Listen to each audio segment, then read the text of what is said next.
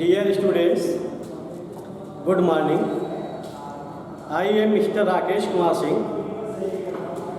Today we are going to learn about first lesson of our book prose A Girl with a Basket, written by William C. Douglas. Dear students,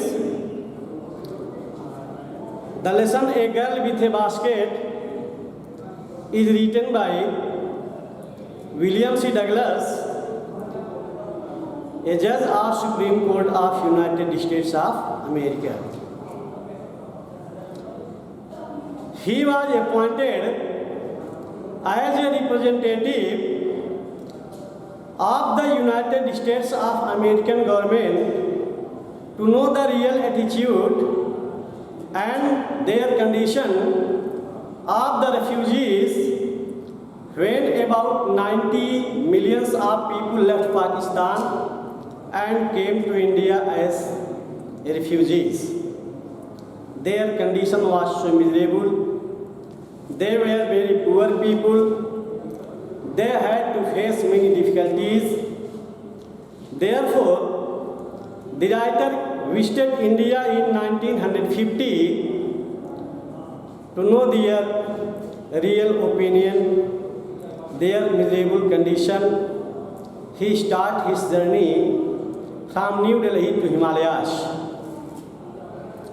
Very first, he started his journey from New Delhi to Bareilly by a passenger train. Thereafter, he had to continue his journey by a bus to Ranikhet. Now, I am going to explain about the passage of the lesson one by one, and you must have to care over it. I had left New Delhi for the Himalayas when Arthur visited India in 1952. He started his journey from New Delhi to the Himalayan region to know the conditions of the refugees. I was going as far Bareilly by train and then by car to Ranikhet. The writer says that when he started from New Delhi, he started his journey by a train to the Bareilly city. On arriving the city of Bareilly, he had to continue his journey to Ranikhet by a car. An old British Army hill station located on a 6,000-foot rise opposite a 100-mile stretch of snow-capped Himalayas. In these lines, the writer describes about the city of Ranikhet and gives a geographical structure of that area. The writer says that Ranikhet city was an old British Army cantonment area which was situated upon a hill. Located on a 6,000-foot rise opposite 120-mile stretch of snow-capped Himalayas, the city of Ranikhet and the cantonment area of the British Army was situated at the height of about 6,000 foot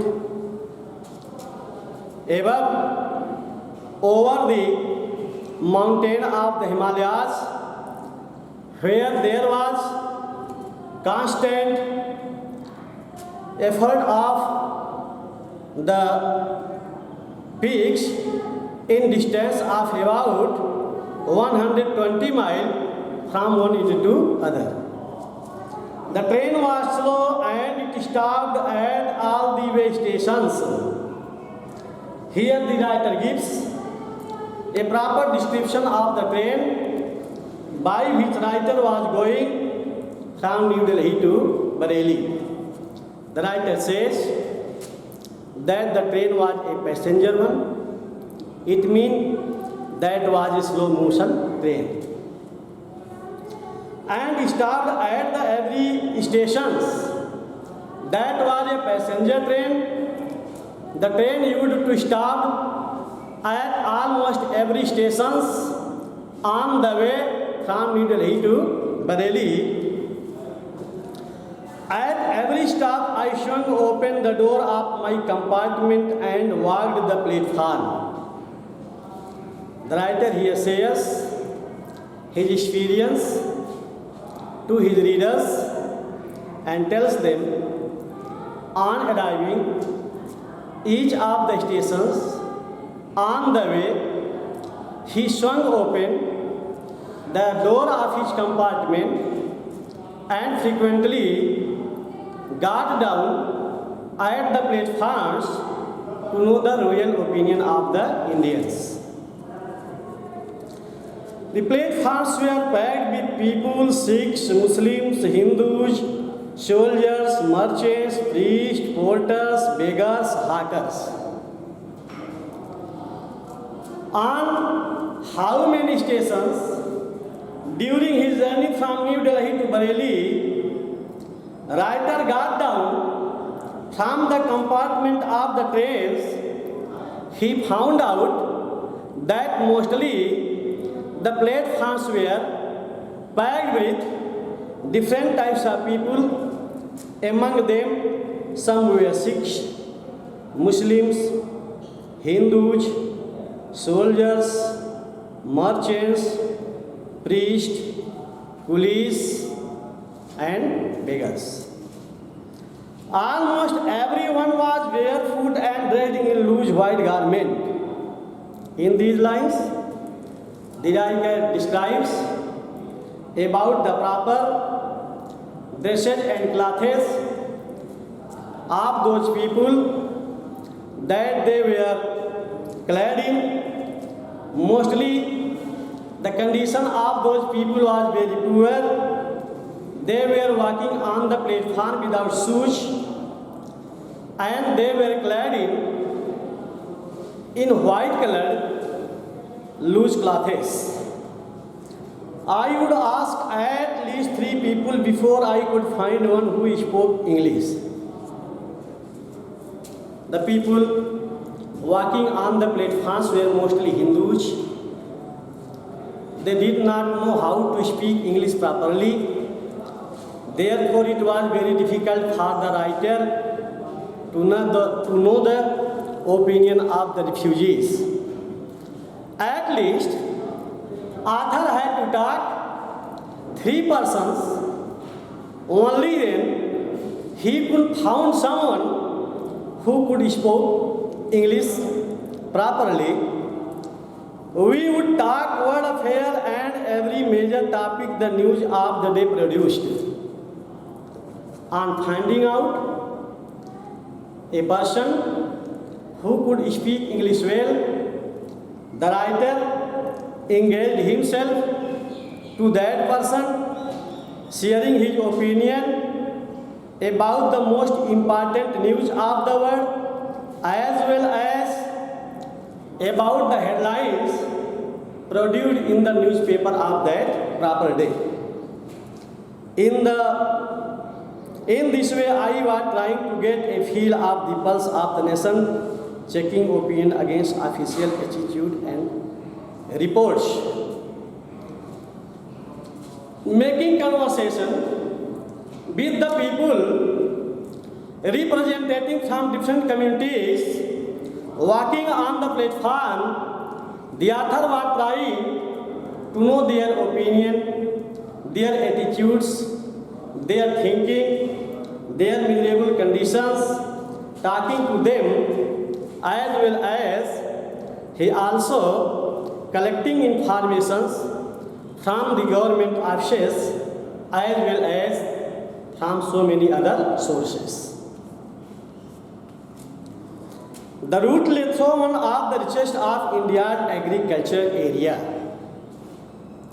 In these lines, the writer describes about that route from which the train was passing by from New Delhi to Bareilly.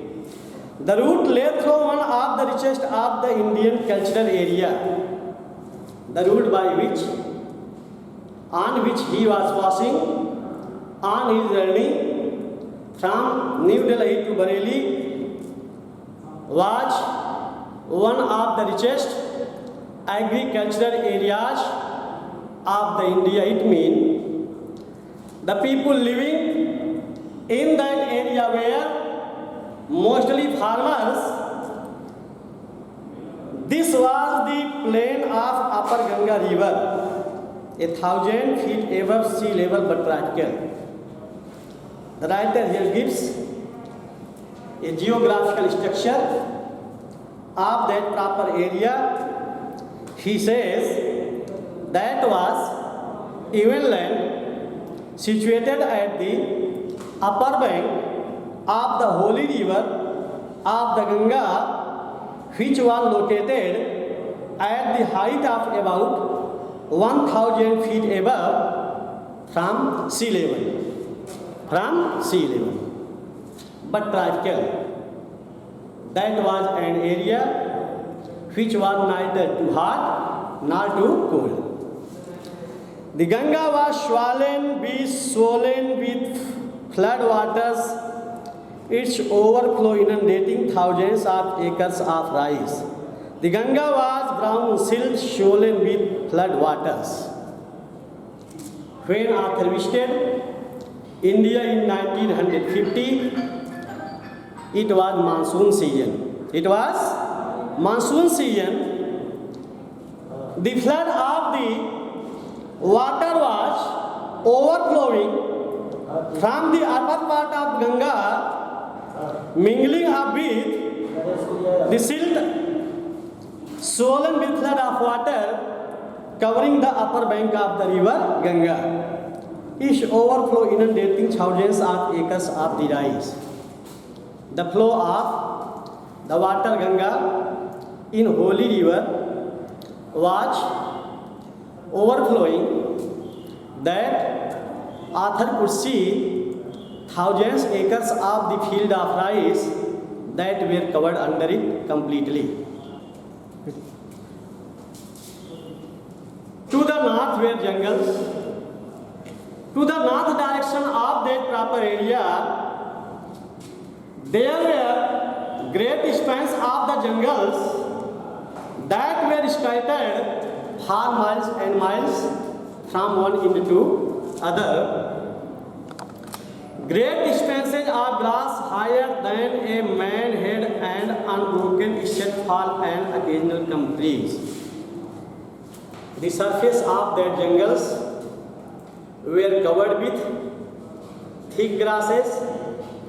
The height of those grasses was even larger and higher than the height of a common mankind. Except for an occasional gum trees, for somewhere hither and thither, some trees of the packers were scattered in this way and that way. The home of tigers, elephants, pythons and cobras. The writer says that the forest was very thick. Different kind of wild animals used to live. The forest was home of tigers, elephants, pythons and poisonous snakes called as cobras. Everywhere else there was flat and running to the horizon, but dotted here and there by sacred banyan tree or by rows of the pakan tree shaped like elms and having thick twisted trunks. Everywhere else there was a flat land running. All around, from one end to other, where Arthur could he could see that there was a large area of the open ground scattered from miles to miles. It was appearing as the earth, as the sky was trying to meet the earth at a point, but dotted here and there by sacred banyan tree or by rows of Parker's tree. In that wasteland, in that large space, so many trees of the sacred banyan tree or of the trees of the Parker were also scattered in a queue, shaped like elms and having thick twisted trunks. That trees were very large and heavy. Their trunks were very thick as the trunks of the elms, having thick twisted trunks. Their trunks were rounding about like the trunk of the elm. Hot, humid air was moving in front from the southwest. The weather was too hot. The hot air was blowing from southwest direction, mingling with so much of humidity. Monkeys, some of them mothers with babies clinging to them and riding underneath swung of trees at the stations looking for food. When Arthur used to get down at the platforms, he saw that the platforms of the stations were covered with full of monkeys, some mother monkeys as well as their little babies.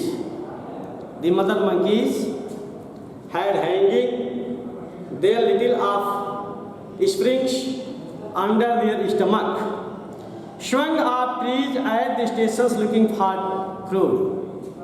The monkeys were leaping and jumping over the trees from one branch to other, and they were searching for food hither and thither all around. The village we passed had walls made of mud mixed with water and cow dung. The writer here describes the road through which he passed on his journey from New Delhi to Bareilly. That was an urban area.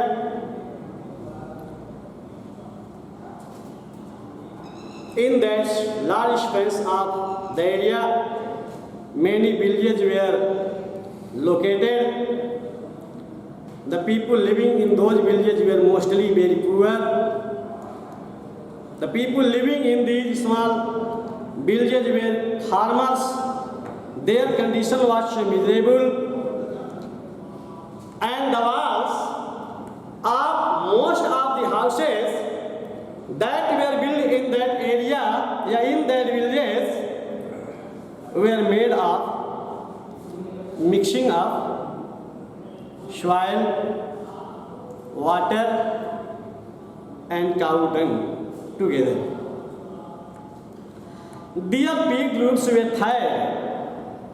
The roofs of the most of the villages, most of the houses in that villages were covered with bundle of grass tied over the poles of the bamboos. Bundle of grass tied to bamboo poles stretched across the rafters. The bundles of the grasses were tied over the poles of the bamboos, over the long rafters.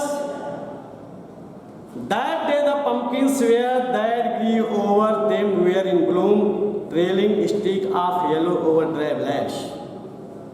That day the pumpkins were that grew over them were in bloom, as it was monsoon season.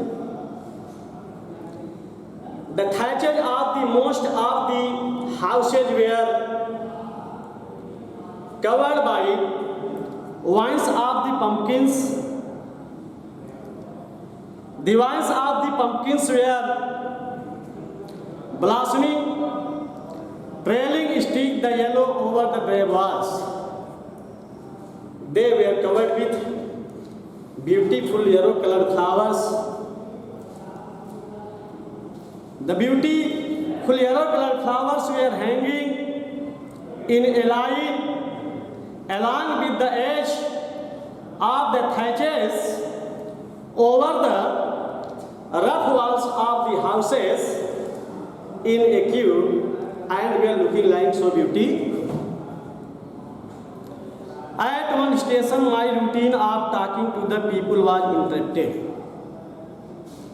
The author stopped at almost every station on the way, on his way from New Delhi to Bareilly. At one station, my routine of talking to the people was interrupted.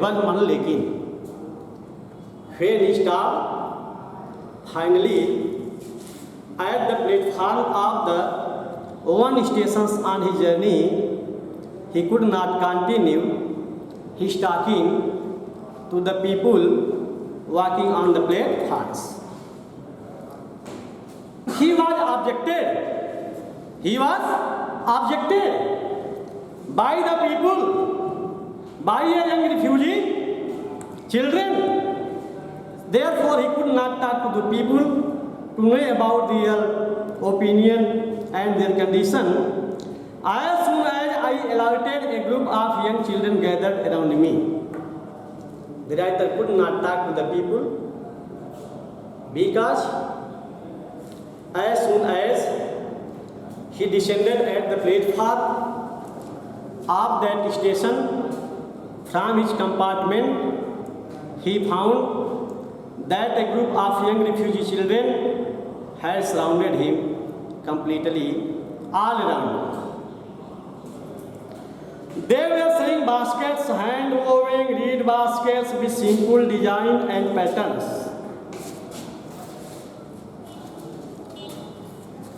By the children whom writer was completely surrounded, they were very poor people. They were selling baskets. The baskets they were selling were made of hand, manufactured with the reed, making of simple designs in different ways. They held the baskets high, shouting words I did not know but conveying unmistakably their desires. They held the baskets high.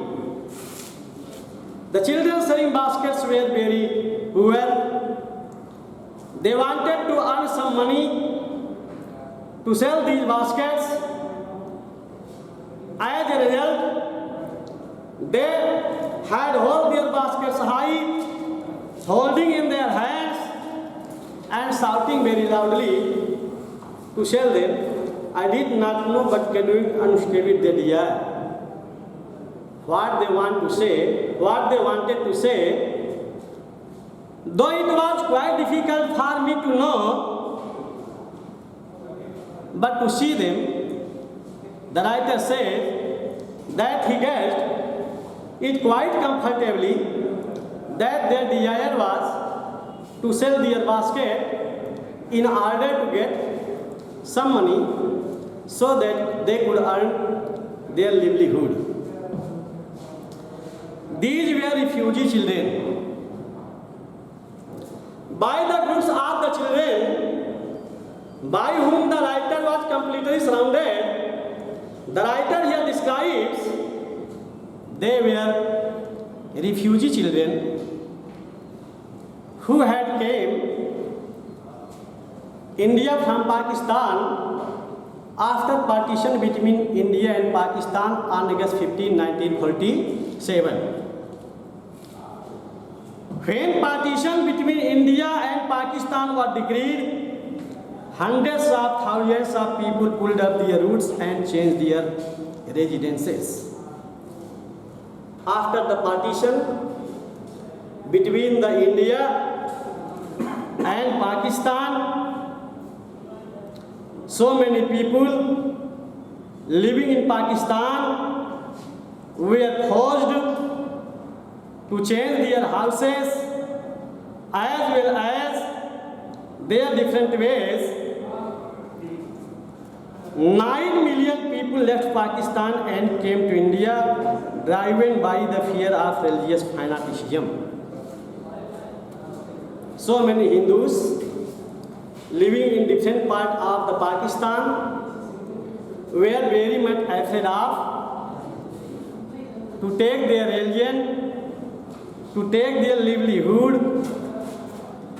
As a result, due to religious madness, about 90 lakhs of the people left Pakistan, came to India and settled down here.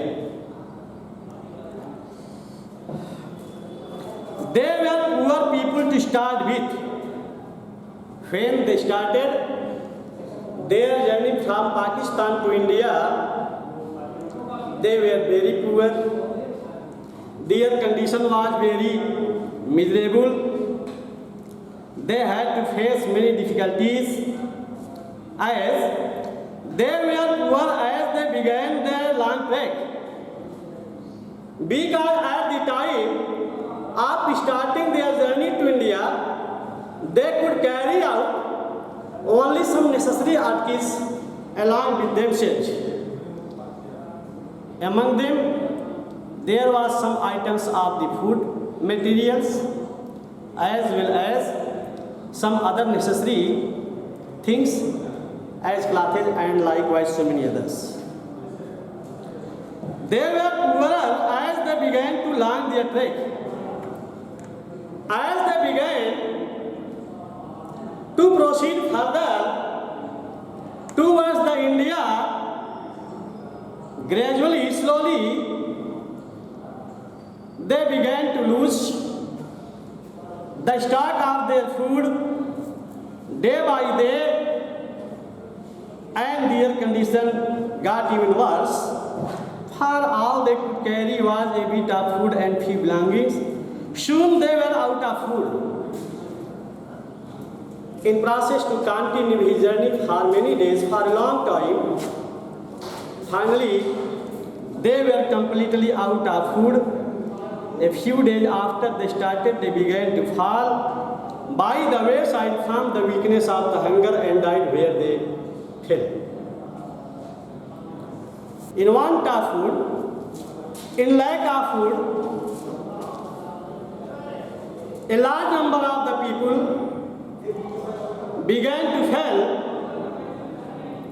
on the way due to hunger and could not stood up and finally died at the spot where they fell. The children selling baskets were sons and daughters of these refugees. The writer here gives a proper description of those group of refugee children by whom he was completely surrounded. He says that these refugee children were either sons or the daughters of those refugees, of those guardians who had left Pakistan, came to India and settled down there to earn their livelihood. They or their parents or relatives had gathered in the cities, setting up stalls, manufacturing simple articles, trying to make a living in markets already overcrowded. They or their parents or relatives had gathered in the cities. On arriving in India, these refugees had gathered in different cities of the India along with their sons, daughters, wives, as well as with so many other family members. Setting up stalls, they were trying to earn their livelihood. To earn their livelihood, these refugees had built up small temporary wooden shops in the cities of India, manufacturing simple articles, trying to make a living in the markets already overcrowded. In their wooden shops, they were manufacturing the different kind of articles, trying to make a living to markets already overcrowded, and were trying to earn their livelihood selling these hand-woven articles in such kind of cities, in those cities that were already overcrowded with the people. They lived in cloth and grass shade that lined the streets.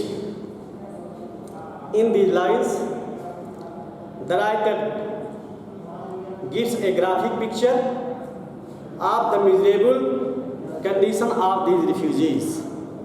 They lived in cloth and grass sheds that lined in the streets. They had gathered in different streets of the cities, in the houses covered with grass, and their walls were made with grass. The peasants among these refugees had been accustomed to little all their lives. Out of these refugees, some were farmers, had been accustomed to little all their lives. They had become habitual to earn a little amount of the money. From that money, they used to earn every day daily for the annual income of an agricultural family does not exceed on an average $100 a week. They used to earn about $100 in a year, selling their baskets. The writer here compares the income of these peasants or refugees to the farmer of an average. The average unskilled laborer makes 30 cents a day or less than $2 a week. Describing about such kind of labor who had no specific skill in some field, in any field, they also earn about $2 in a week, making hard labor. There is one meal a day, an onion, a piece, a bread, a bowl, all pulse with milk, perhaps a bit of goat cheese. In these lines, the writer here describes about the food materials of those refugees which they used to use in their daily routine. There is one meal a day. They used to have their meal only one time throughout the day. Throughout the day, at one time, they used to have only an onion, a piece of bread, a bowl of pulse with some milk, and rarely they also used to have the cheese made with milk of goat for some time.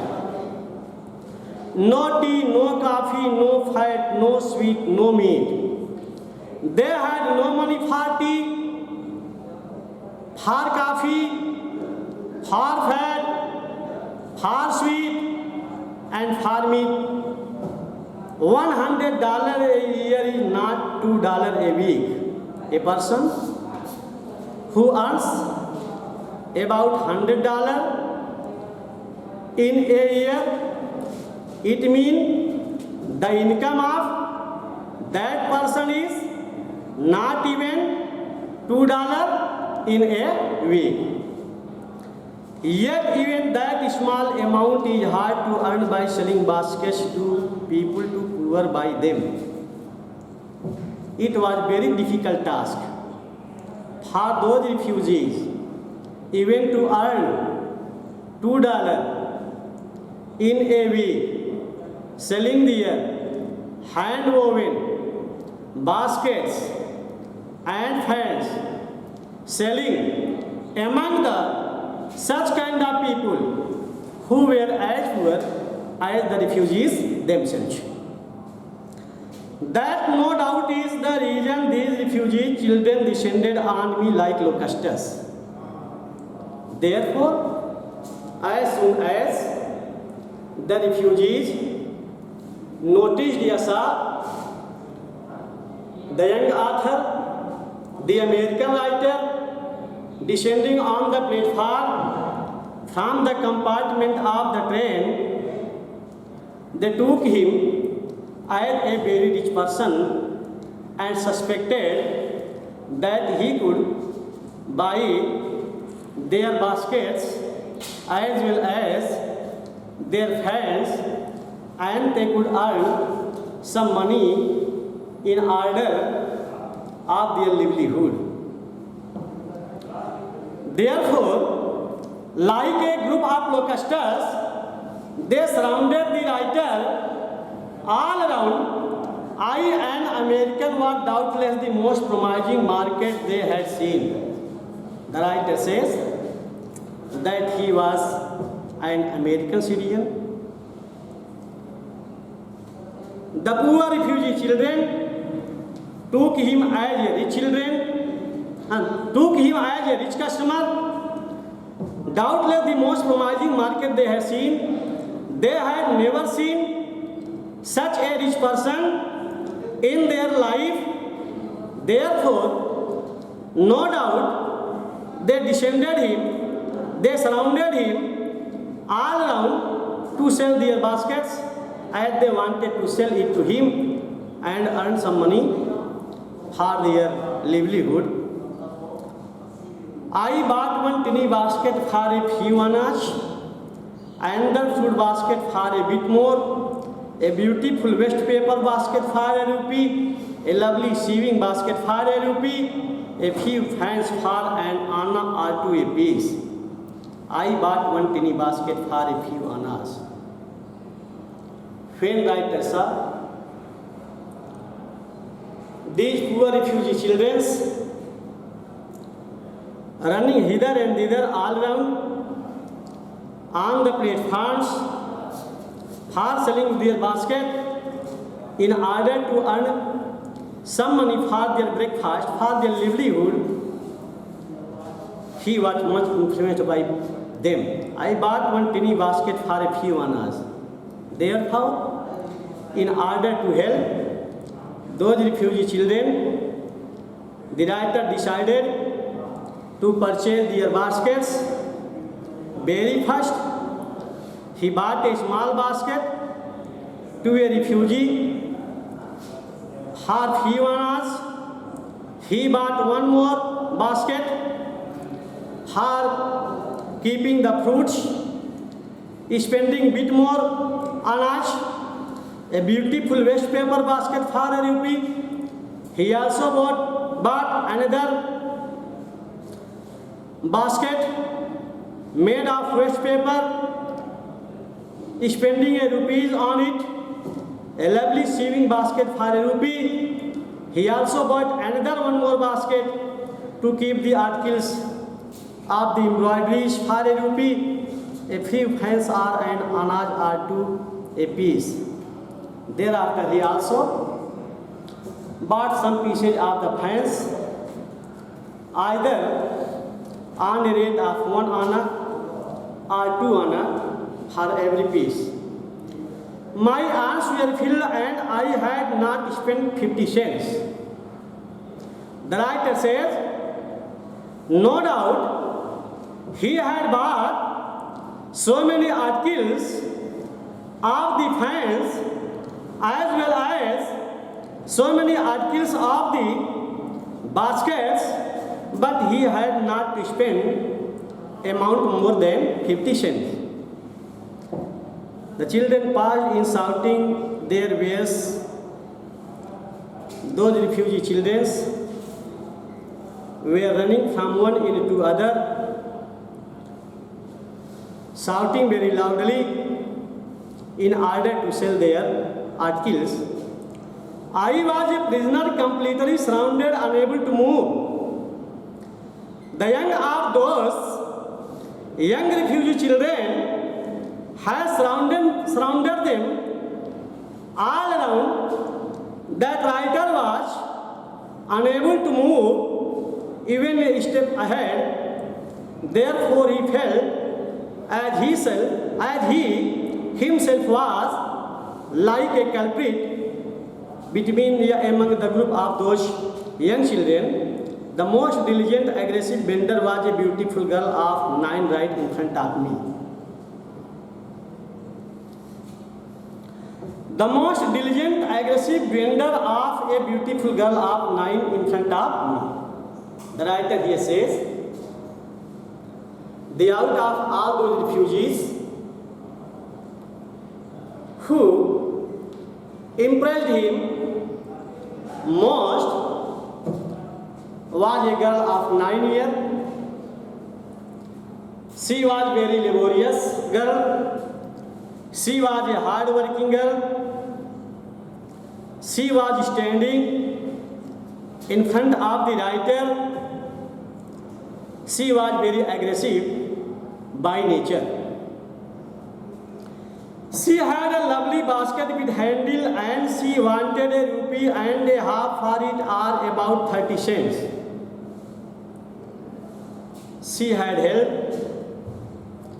a basket in her hand, which she had held high. That basket was with a handle. She wanted to sell that basket for ₹1.50.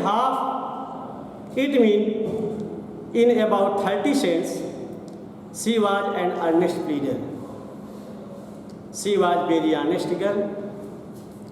She was begging in such a way that could press the heart of someone. There were tears in her eyes. She was very poor. She was very in miserable condition. She was very hungry. She was weeping bitterly. Her eyes were full of tears. She pleaded and begged in tones that would wring any heart. She was requesting so decently that was sufficient to bring the feeling of sympathy in heart of someone. Therefore, her request also impressed him so much and forced him to buy her basket to help her. My arms were full. I had no room let along any need for another basket. My arms were full. The writer says that he had already bought so many articles of the baskets and the fans. He had no place to hold any more basket, let alone any need. Neither he wanted to purchase any more basket. Balancing my basket and fence on my left arm. Therefore, he was forced not to purchase that basket with handle of that beautiful girl. Balancing my baskets and fence on my left arm, I reached into my right coat pocket and got a handful change. the writer could not purchase the basket of that beautiful girl of 9, but he wanted to help her. Therefore, he held all his baskets and the fans in his hand. He took his right hand to the pocket of his coat, brought out some amount of money from it,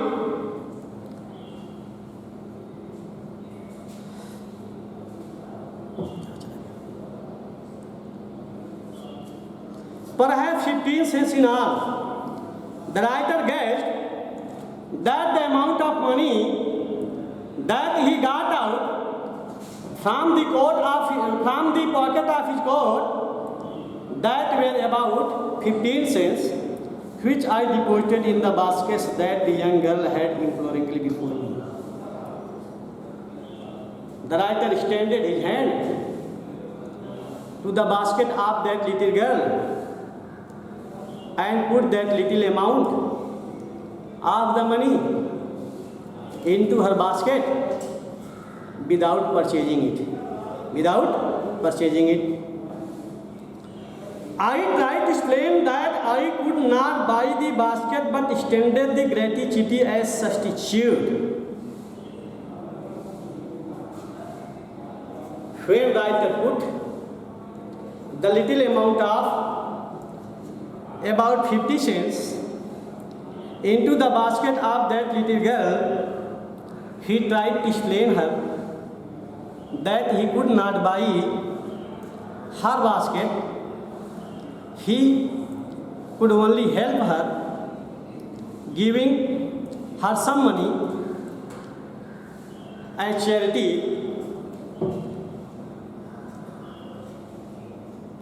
I realized at once what offense I had done, given as soon as the writer put that little amount of money into the basket of the girl. She became very aggressive by nature. A writer felt as he had committed a very great crime or serious crime, putting the money into the basket of that little girl without purchasing it. The child of 9, dried in rags and on the edge of starvation, raised her chin, reached into the basket, and with all the pride and graciousness of a lady, handed the money back to me. The writer here describes about that beautiful girl. Though she was very poor,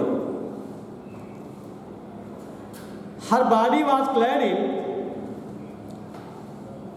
torn clothes. She was very hungry.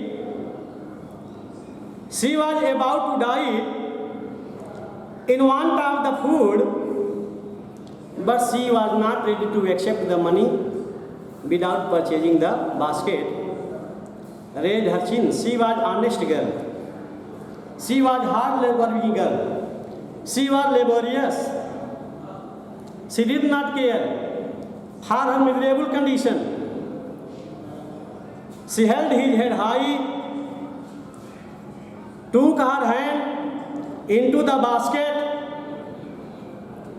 took the money into her hand, extended her hand to the writer, and returned the money given by him. Showing the graciousness, showing the respect, showing the pride of a lady, there was only one thing I could do. When that little girl refused to accept the money without purchasing her basket, the writer here says only one thing was left for him, to help that beautiful girl. I bought the basket.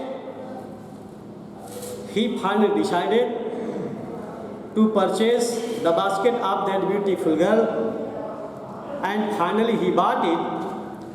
She wiped her eyes, smiled and dashed down the platform, headed for some grass, heard that would have at least 30 cents that night. She wiped her eyes.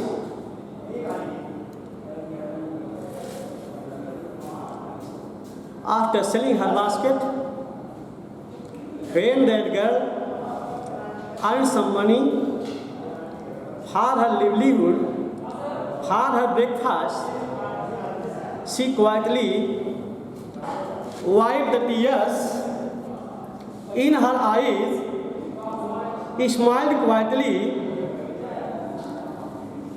turned backward, ran along the platforms, ran backward on the platforms, and headed towards the houses that were made of glass in the line along the side of the platforms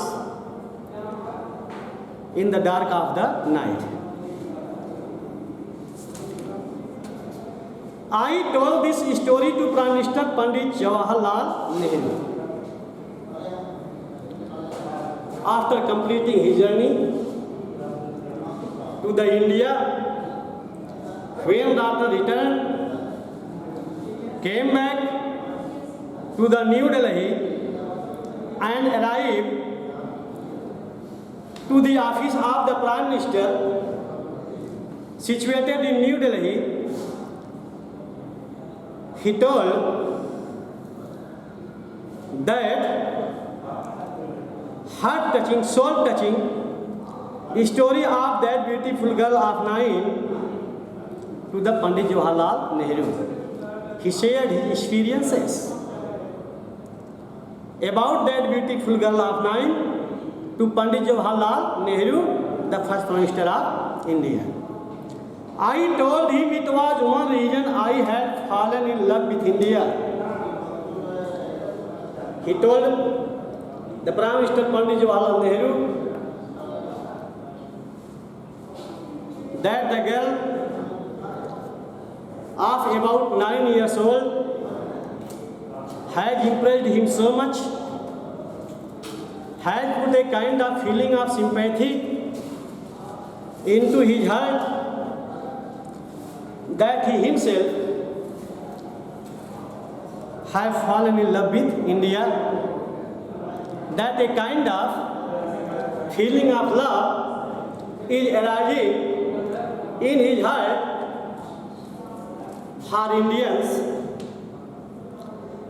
The people I saw in India, those in the villages as well as those in high offices, have both pride and lively sense of decency and citizenship.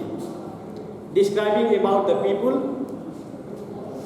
living in different parts of India, whether they live in small village, big village, markets, towns, small cities, as well as big cities.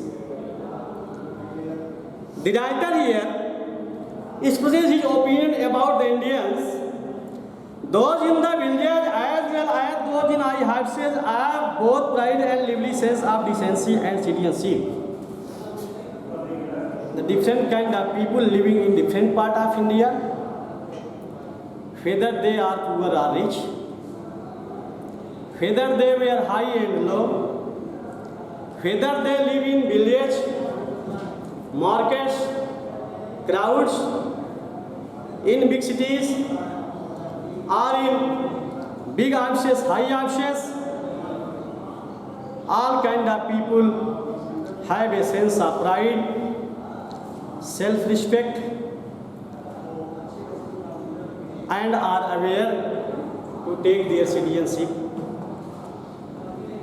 They also have a passion for independence.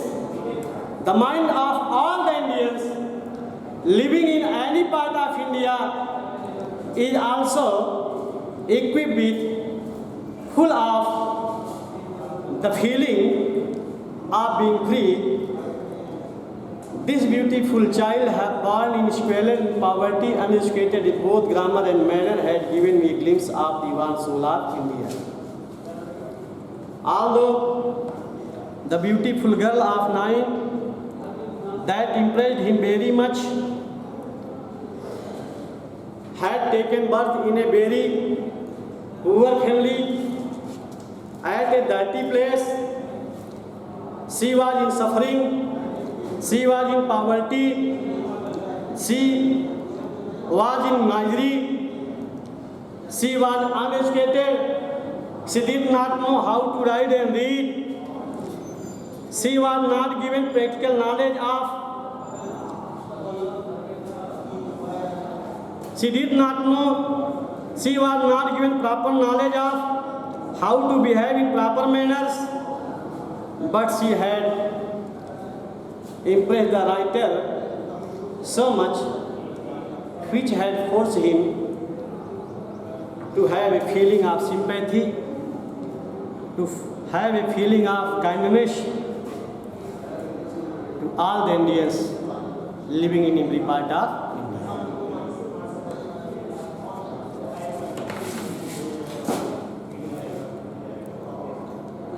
India.